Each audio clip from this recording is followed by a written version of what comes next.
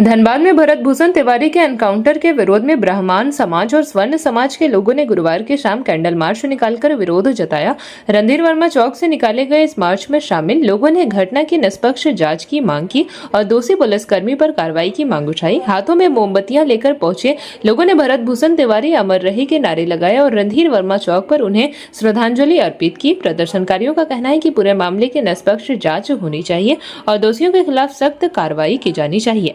इस दौरान सूरज तिवारी ने कहा कि शाहपुर के विलोटी ग्राम के क्रांतिकारी वीर शहीद भरत तिवारी के एनकाउंटर के विरोध में धनबाद में ब्राह्मण समाज और स्वर्ण समाज की ओर से यह कैंडल मार्च निकाला गया है। उन्होंने पुलिस कार्रवाई पर सवाल उठाते हुए दोषी पुलिसकर्मियों पर कार्रवाई की मांग की। कैंडल मार्च में सरोज शुक्ला, वरिष्ठ अधिवक्ता राधेश्याम गोस्वामी, सुरेश चंद्र तिवारी, दिलीप सिंह, बॉबी पांडे, डॉक्टर पीके मिश्रा, उदय चंद्र पांडे समेत बड़ी संख्या में लोग मौजूद रहे। स्वर्ण समाज के कैंडल मार्च में आप शामिल हुए हैं, क्या कहना चाहेंगे? आज धनबाद के रणधीर वर्मा चौक पर कैंडल जलाकर के ब्राह्मण समाज द्वारा आज भरत भूषण तिवारी जी को याद किया गया।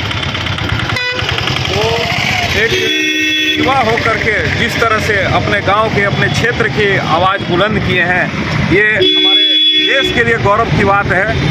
और उनके साथ पुलिसिया जुल्म, जिस तरह से वो जुल्म ढाई इनकाउंटर करने का कार्य किया, ये दुर्भाग्य है, क्योंकि युवा ही क्रांति ला सकते हैं और युवा के साथ अन्याय होगा तो हमारा देश का विकास नहीं होगा। ये जिस तरह से घटना है, इसकी हम लोग निंदा करते हैं। जो घटना घटी है बिहार में, शाहपुर जिला में भरत तिवारी के ऊपर, ये कोई आम घटना नहीं है, ये सोची समझी हत्या है।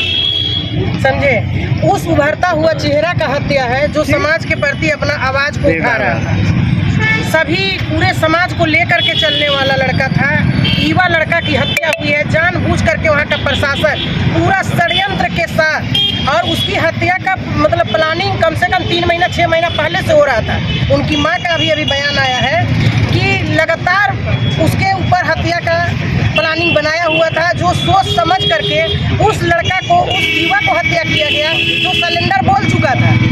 कानून का कोई किताब में नहीं लिखा हुआ है कि सिलेंडर बोलने के बाद आप किसी पर गोली चलाइएगा, लेकिन उसको मारा गया था। जब वो लड़का निहत्था हो गया, जब वो खुद बार बार बोल रहा है कि हम सिलेंडर कर चुके हैं, उसके बावजूद आज उसकी हत्या कर दी गई। एक मतलब आवाज को दबाया गया है। जो क्रांतिकारी, जो अन्याय के खिलाफ जो आवाज उठ रहा था बिहार में, उसको दबाया गया है।